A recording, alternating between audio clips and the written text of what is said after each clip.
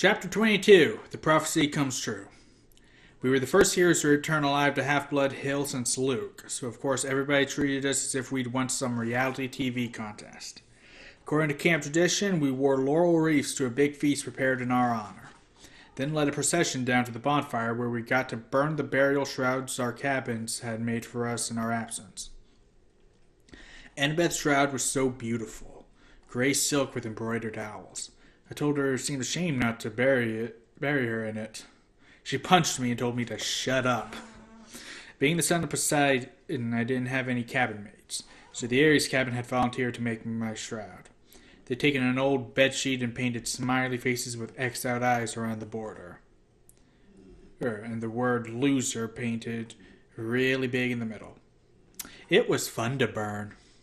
As Apollo's cabin led the sing-along and passed out s'mores, I was surrounded by my old Hermes cabin mates, Annabeth's friends from Athena and Grover's satyr buddies, who were admiring the brand-new searcher's license he'd received from the Council of Cloven Elders. The Council had called Grover's performance on the quest brave to the point of indigestion, horns and whiskers above anything we have seen in the past. Brave to the point of indigestion. Now there's a phrase. I might have to use that later. The only ones not in a party mood were Clarice and her cabin mates, whose poisonous looks told me they'd never forgive me for disgracing their dad. Theirs is already a disgrace. Everything that was okay with me. Even Dionysus' welcome home speech wasn't enough to dampen my spirits. Yes, the little brat didn't get himself killed, and now he'll have an even bigger head. Well, huzzah for that! In other announcements, there will be no canoe races this Saturday. I moved back into my cabin 3, but it didn't feel so lonely anymore. I had my friends to train with me during the day. At night, I lay awake and listened to the sea, knowing my father was out there. Maybe he wasn't quite sure about me yet. Maybe he hadn't even wanted me born, but he was watching. And so far, he was proud of what I'd done. As for my mother, she had a chance at a new life. Her letter arrived a week after I got back to camp. She told me Gabe had left mysteriously. Disappeared off the face of the planet, in fact. She reported him missing to the police, but she had a funny feeling that they would never find him. On a completely unrelated subject, she sold her first life-size concrete sculpture entitled The Poker Player to a collector through an art gallery in Soho. She'd gotten so much money for it, she'd put a deposit down on a new apartment and made a payment on her first semester's tuition at NYU. The Soho Gallery was clamoring for more of her work, which they called a huge step forward in super ugly neorealism. But don't worry, my mom wrote. I'm done with sculpture. I've disposed of that box of tools you left me. It's time for me to turn to writing.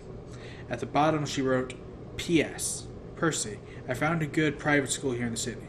I put a deposit down to hold your spot in case you want to enroll for the 7th grade. You could live at home. But if you want to go year-round at Half-Blood Hill, I'll understand. I folded the note carefully and set it on my bedside. Every night before I went to sleep, I read it again and tried to decide how to answer her. On the 4th of July, the whole camp gathered at the beach for a fireworks display by Cabin 9.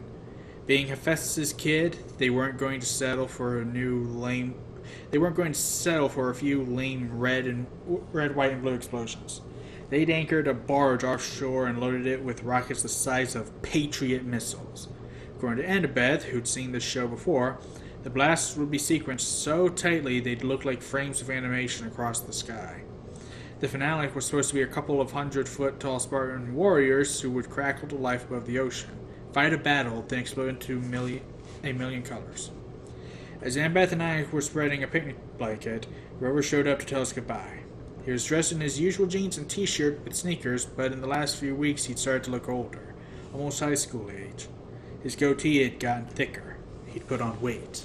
His horns had grown at least an inch, so now he had to wear his Rasta cap all the time to pass as human. I'm off, he said. I just came to say, well, you know. I tried to feel happy for him.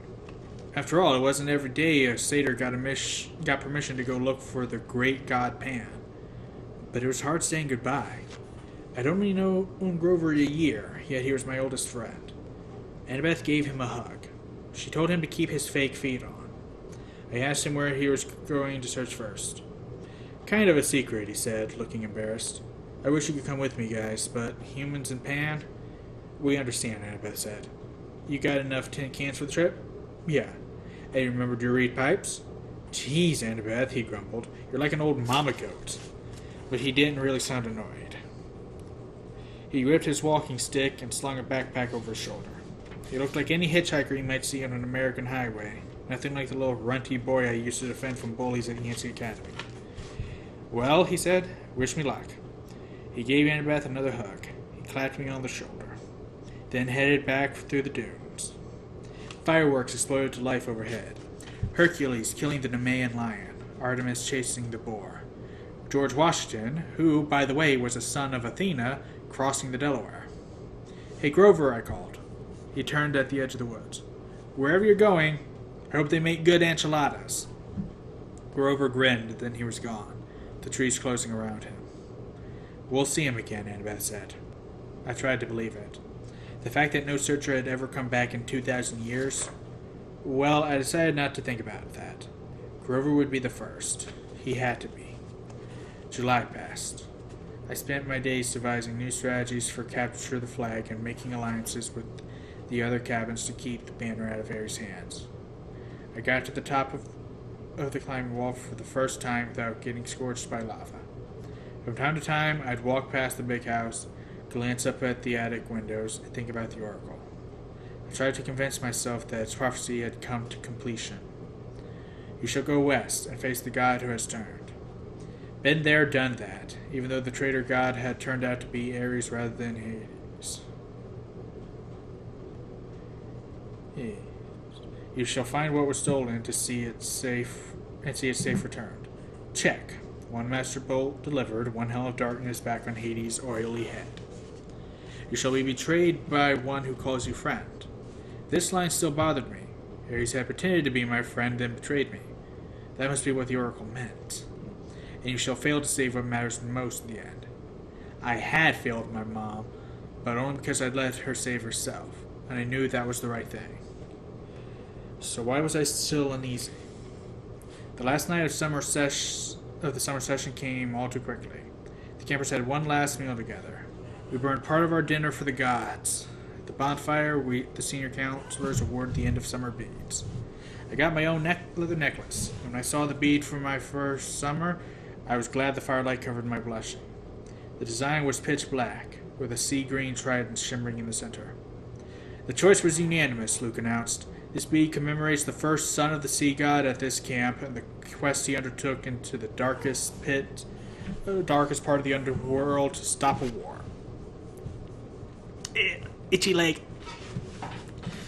The entire camp got to their feet and cheered. Even Ares' cabin felt obliged to stand.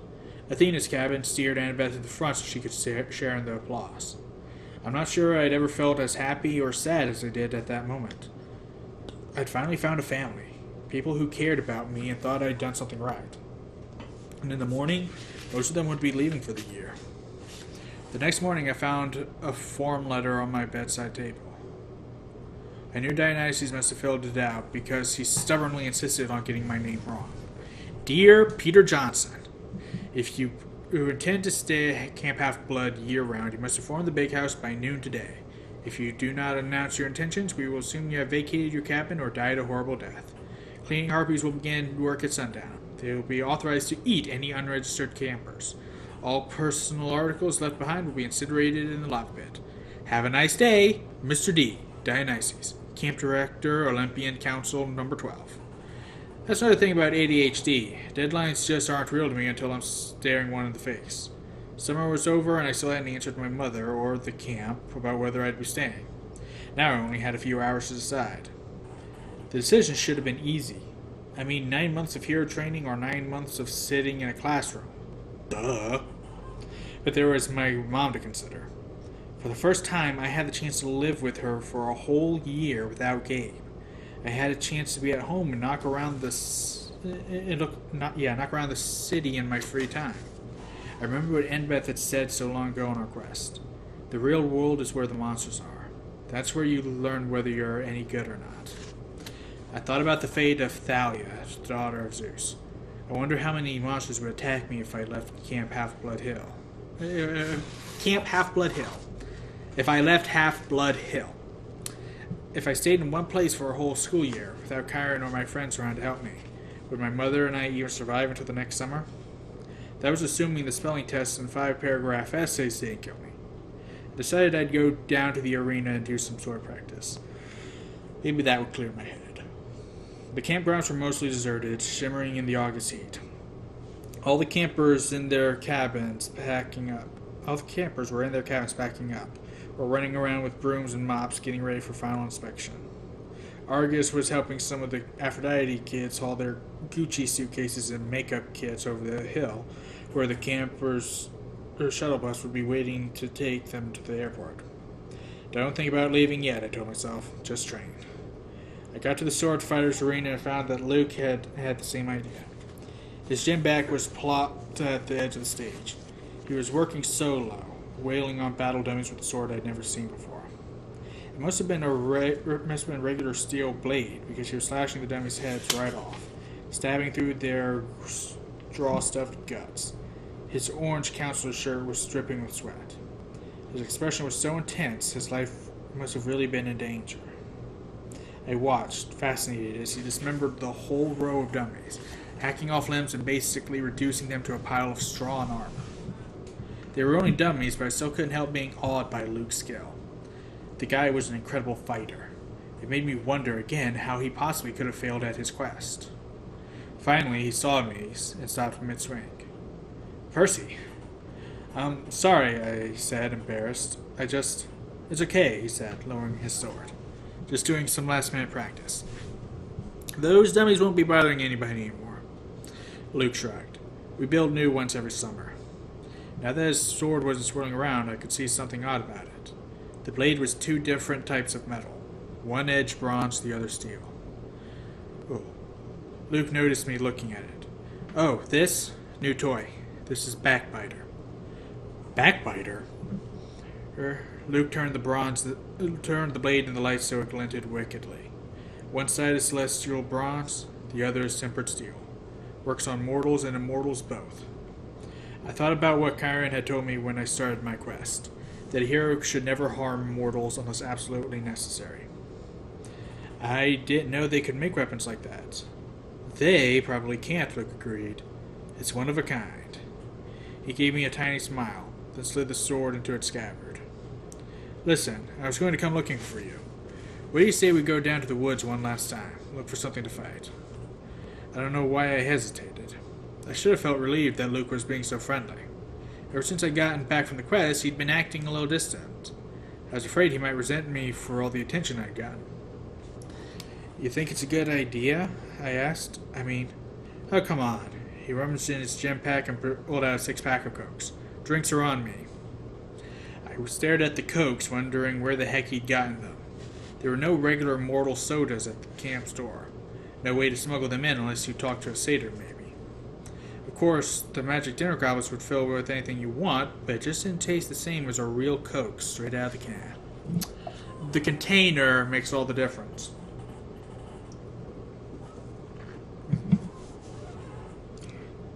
Sugar and caffeine. My willpower crumbled. Sure, I decided. Why not? We walked down to the woods and kicked around for some kind of monster to fight, but it was too hot. All the monsters with any sense must have been taking siestas in their nice cool caves. We found a shady spot by the creek where I'd broken Clarice's spear during my first Capture the Flag game. Yeah.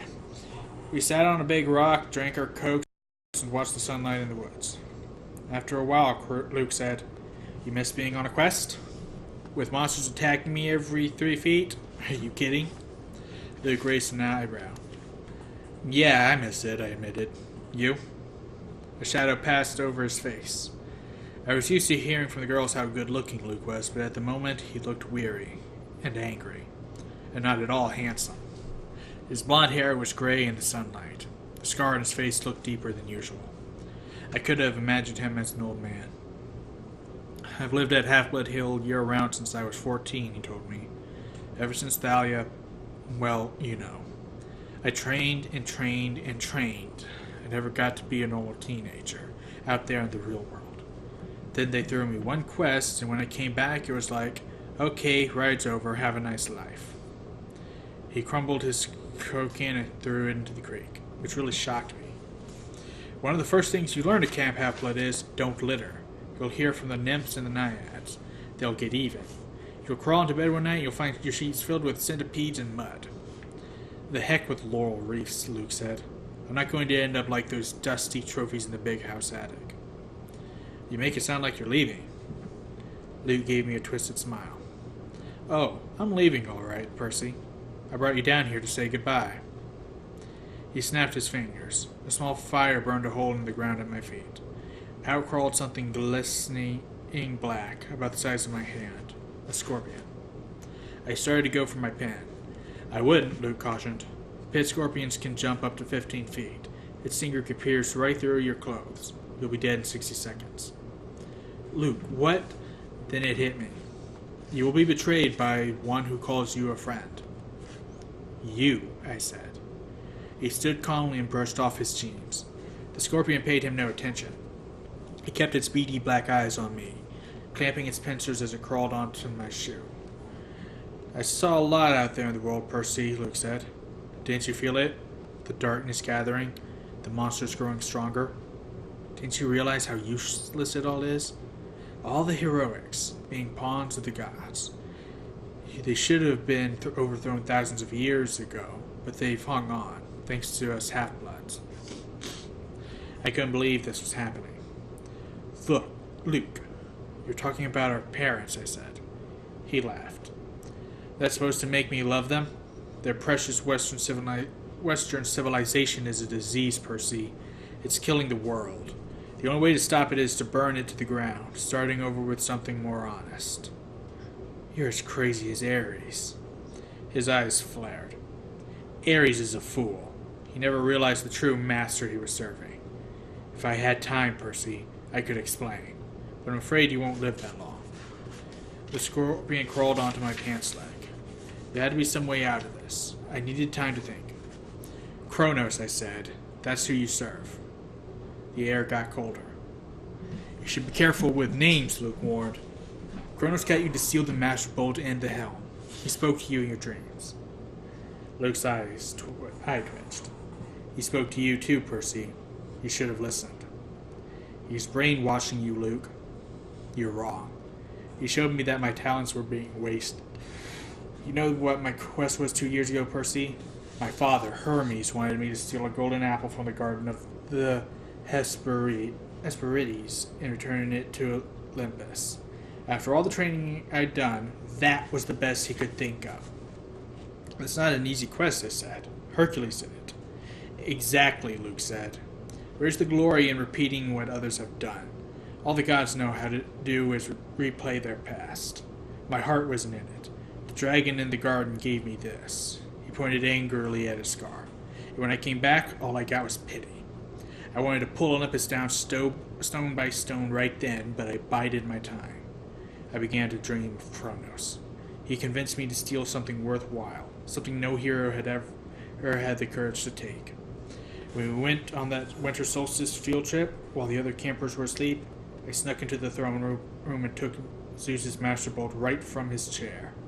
Hades' Helm of Darkness, too. You wouldn't believe how easy it was. The Olympians are so arrogant. They never dreamed somebody would dare steal from them. Their security is horrible. I was halfway across New Jersey before I heard the storms rumbling, and I knew they discovered my theft. The scorpion was sitting on my knee now, staring at me with its glittering eyes. I tried to keep my voice level. So why didn't you bring the items to Kronos? Luke's smile wavered. I got overconfident. Zeus sent out his sons and daughters to find the stolen bolt. Artemis, Apollo, my father Hermes. But it was Ares who caught me. I could have beaten him, but I wasn't careful enough. He disarmed me, took the items of power, threatened to return to Olympus, and burned me alive. Then Kronos' voice came to me and told me what to say. I put the idea in Ares' head about a great war between the gods. I said all he had to do was hide the items away for a while and watch the others fight. Ares got a wicked gleam in his eyes. I knew he was hooked. He let me go, and I returned to Olympus before anyone noticed my absence. Luke drew his new sword. He ran his thumb down the flat of the blade, as if he were hypnotized by its beauty. Afterward, the Lord of the Titans, he punished me with nightmares. I swore not to fail again. Back at Camp Half-Blood in my dreams, I was told that a second hero would arrive, one who could be tricked into taking the bolt and the helm the rest of the way, from Ares to Tartarus. You summoned the Hellhound that night in the forest. We had to make Chiron think the camp wasn't safe for you, so that he would start you on your quest. We had to confirm his fears that Hades was after you. And it worked.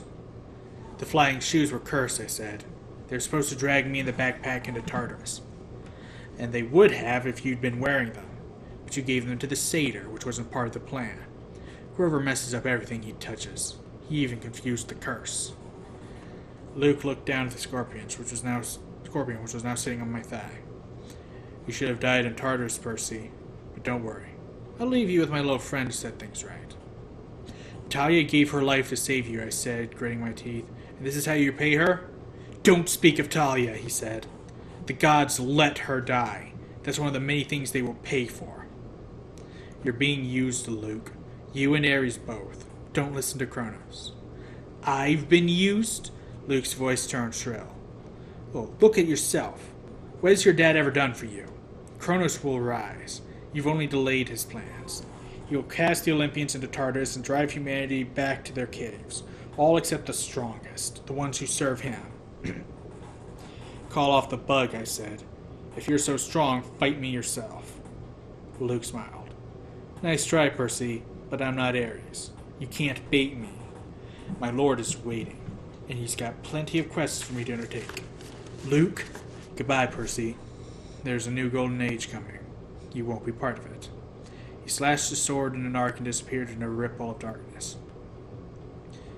The scorpion lunged.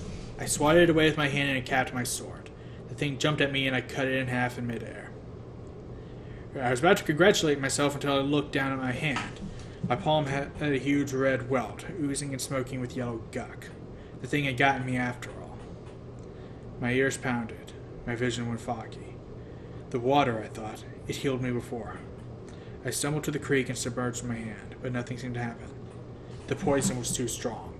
My vision was getting dark. I could barely stand up. 60 seconds, Luke had told me. I had to get back to camp. If I collapsed out here, my body would be dinner for a monster. Nobody would ever know what had happened. My legs felt like lead. My forehead was burning. I stumbled toward the camp and the nymphs stirred from their trees. Help, I croaked. Please. Two of them took my arms, pulling me along. I remember making it to the clearing, a council shouting for help, a centaur blowing a conch horn. Then everything went black. I woke with a drinking straw in my mouth. I was sipping something that tasted like liquid chocolate chip cookies. Nectar. I opened my eyes. I was propped up in bed in the sick room of the big house, my right hand bandaged like a club. Argus stood guarding the corner. Annabeth sat next to me, holding my nectar glasses and dabbing a washcloth on my forehead. Here we are again, I said. You idiot, Annabeth said, which was how I knew she was overjoyed to see me conscious. You were green and turning gray when we found you. If it weren't for Chiron's healing... Now, Chiron's voice said.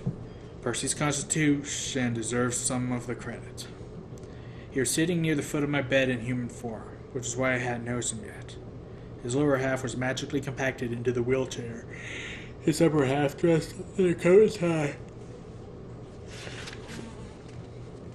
He smiled, but his face looked half weary and pale, the way it did when he'd been up all night reading Latin papers. How are you feeling? He said. Like my insides had been frozen, then microwaved. Apt, considering that was pit scorpion venom. Now you must tell me, if you can, exactly what happened. Between sips of nectar, I told them the story. The room was quiet for a long time.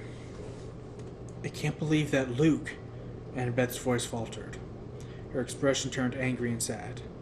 Yes, I can believe it. May the gods curse him. He was never the same after his quest. This must be reported to Olympus, Chiron murmured. I will go at once. Luke is out there right now, I said. I have to go after him. Chiron shook his head. No, Percy. The gods won't even talk about Kronos, I snapped. Zeus declared the matter closed.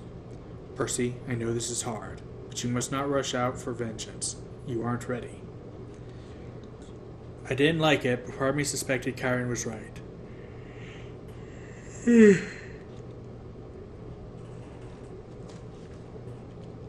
Yeah. One look at my hand and I knew I wasn't going to be sword fighting anytime soon. Chiron, your prophecy from the Oracle. It was about Kronos, wasn't it? Was I in it? And Annabeth? Chiron glanced nervously at the ceiling. Percy, it isn't my place. You've been ordered not to talk to me about it, haven't you? His eyes were sympathetic, but he said, You will be a great hero, child. I will do my best to prepare you. But if I'm right about the path ahead of you. Thunder boomed overhead, rattling the windows. All right, he shouted. Fine. He sighed in frustration. The gods have their reasons, Percy. Knowing too much of your future is never a good thing. We can't just sit back and do nothing, I said. We will not sit back, Chiron promised.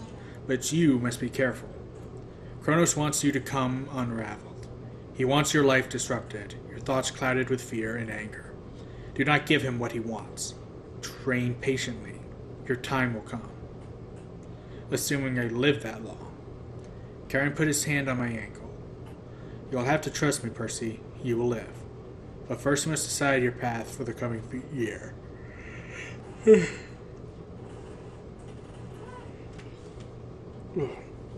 I cannot tell you the right choice. I cannot tell you the right choice. I got the feeling that he had a very definite opinion, and it was taking all his willpower not to advise me. But you must decide whether to stay at Camp Half-Blood year-round or return to the mortal world for 7th grade and be a summer camper. Think on that. When I get back from Olympus, you must tell me your decision. I wanted to protest. I wanted to ask him more questions. But his expression told me that there could be no more discussion. He had said as much as he could. I'll be back as soon as I can, Chiron promised. And Argus will watch over you. He glanced at Annabeth. Oh, and my dear, whenever you're ready, they're here. Who's here? I asked. Nobody answered. Chiron rolled himself out of the room. I heard the wheels of his chair clunk carefully down the front steps, 2 at a time. Annabeth studied the ice in my drink. What's wrong? I asked her. Nothing. She set the glass on the table. I just took your advice about something. You, need anything? Yeah. Help me up. I want to go outside. Percy, that isn't a good idea. I slid my legs out of bed. Annabeth caught me before I could crumple to the floor. A wave of nausea rolled over me. Annabeth said, I told you. I'm fine, I insisted. I didn't want to lie in bed like an invalid while Luke was out there planning to destroy the Western world. I managed to step forward, then another, still leaning heavily on Annabeth. Argus followed us outside, but he kept his distance. By the time we reached the porch, my face was beaded with sweat. My stomach had twisted into knots, but I had managed to make it all the way to the railing. There was dust. The camp looked completely deserted. The cabins were dark and the volleyball pit silent. No canoes cut the surface of the lake. Beyond the woods and the strawberry fields, the Long Island Sound glittered in the last light of the sun. What are you going to do? Annabeth asked me. I don't know. I told her I got the feeling Chiron wanted me to stay year-round, to put in more individual training time, but I wasn't sure that's what I wanted.